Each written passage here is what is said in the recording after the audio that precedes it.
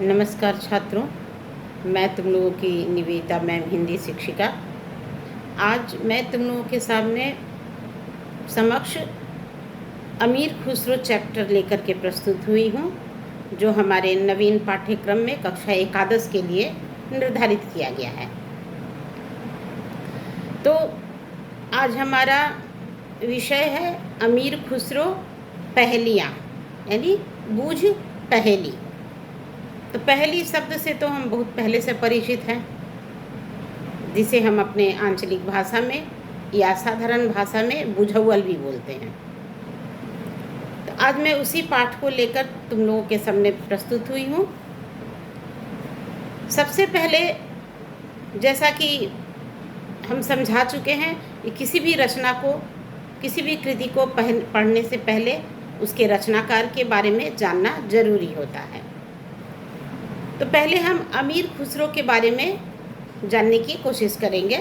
वैसे तुम्हारे पाठ्य पुस्तक में उनका कवि परिचय पूरा दिया हुआ है, उसे पढ़ के भी समझा जा सकता है, लेकिन कुछ बातें मैं भी बताऊंगी खुसरो के बारे में। तो अमीर खुसरो एक बहुत ही सुलझे हुए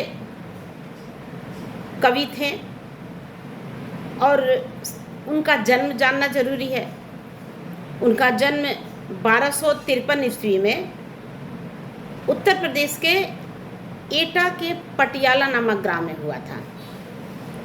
तो ग्राम भी नहीं था, एक कस्बा था, गंगा के किनारे बसा हुआ एक कस्बा था जहां उनका जन्म हुआ था।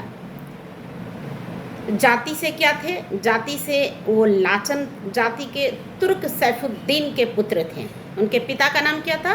तुर्क सैफुद्दीन। अब वो भारत कैसे आए? तो चंगेज खान के आतंक से पीड़ित होकर के बलबन से 1266 से 1263 के बीच में के राज्यकाल में शरणार्थी बनकर के वो भारत आकर के बस गए थे।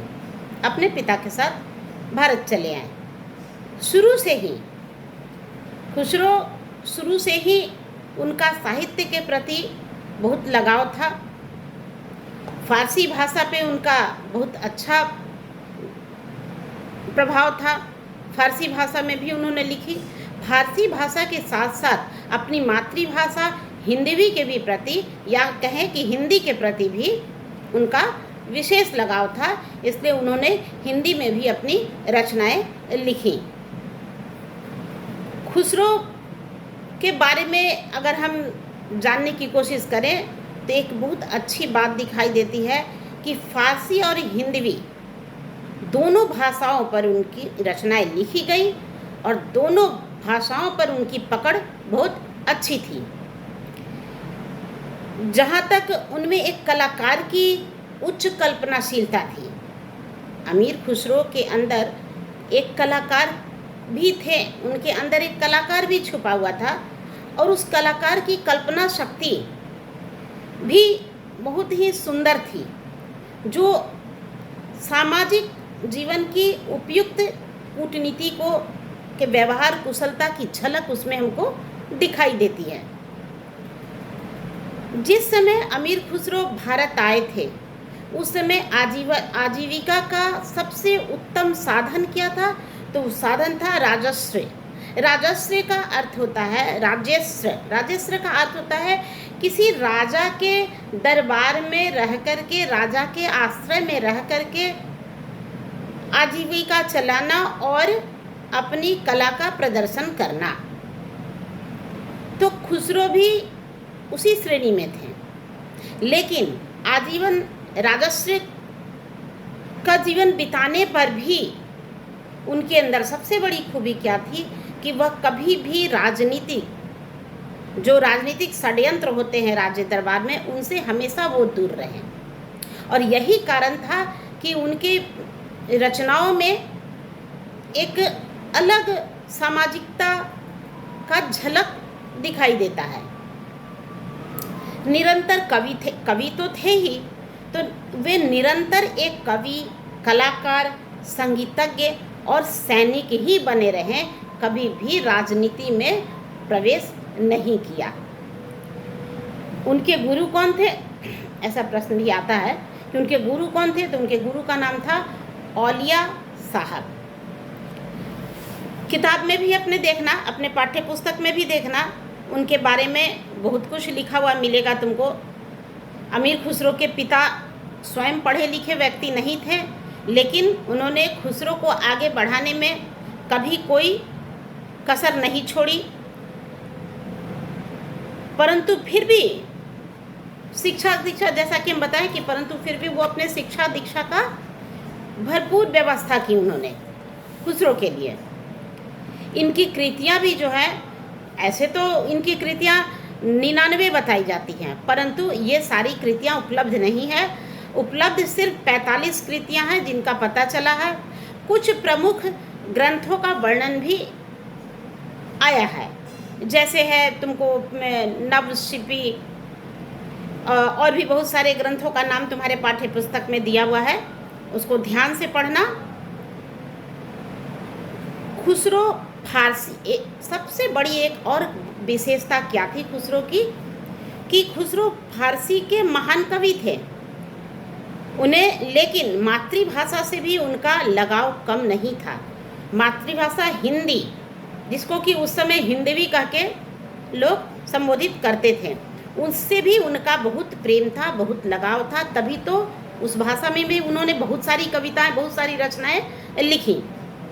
तो दिल्ली के आसपास जो बोली जाती थी, वही आगे चलकर खड़ी बोली का जन्म दिया गया। तो उनको संवारने और सुधारने का, साहित्यिक स्वरूप देने का कार्य किसने किया? वो तुमको इनके द्वारा ही, अमीर खुसरो के द्वारा ही किया गया। तो ये आधुनिक हिंदी और उर्दू का आधार बनी और स्वतंत्र भारत के संविधान में इसी हिंदी को देश की राजभाषा होने का गौरव भी प्राप्त हुआ। ये हम लोग खुसरो के बारे में जाने हैं। ऐसे बहुत कुछ है इनके बारे में जानने के लिए, जो पाठ्य पुस्तक में तुम्हारे दिया हुआ है उसको पढ़ के भी तुम समझ सकते हो। जैसे अभी हमने बताया उनके गुरु का नाम औलिया था, तो औलिया साहब से भी वो बहुत प्रभावित थे। जब तक औलिया साहब ने अपना देह त्याग तो नहीं किया, तब तक उनके साथ वो बने रहे। और उनके देह त्याग के बाद, शरीर उनकी मृत्यु के बाद, अमीर खुसरो को बहुत ज़्यादा तकलीफ हुई, उन्हें दुख पहुंचा। उनको ऐसा लगा जैसे हमने किसी महान व्यक्ति को खो दिया। और वास्तव में गुरु तो महान होता है ना, तो गुरु को खोने का जो कष्ट होता है, वो कष्ट उनके हृदय में साफ साफ दिखाई देता था। ये हम खुसरो के बारे में जाने हैं। अब मैं इनके द्वारा रचित, जो तुम लोगों के पाठ्य पुस्तक में है, पहेली, जिसका शीर्षक दिया गया है पहेलियाँ बूझ पहेली। तो पहेली का अर्थ हमने बताया। पहेली का अर्थ है बुझौल। साधारण भाषा में हमारी दादी नानी बुझाया करती थी। आज भी हम लोग बहुत सारी पहेलियाँ बुझाने का और उसको समाधान, उसका हल निकालने की कोशिश करते हैं। तो मेरे नेक्स्ट वीडियो में अब मैं यही बताऊंगी, उनकी जितनी सारी पहेलियाँ हैं, 10 पहेलियाँ तुम लोगों के पाठ्य पुस्तक में है, मैं उन सब का एक एक पहेली का अर्थ बताऊंगी। आज मैं अपना वीडियो यहीं पे समाप्त करती हूँ। मेरा अगला वीडियो ज़रूर देखना, क्योंकि उसमें इन पहेलियों के बारे में और उनका अर्थ को पूरी अच्छी तरह से समझाया जाएगा। नमस्कार।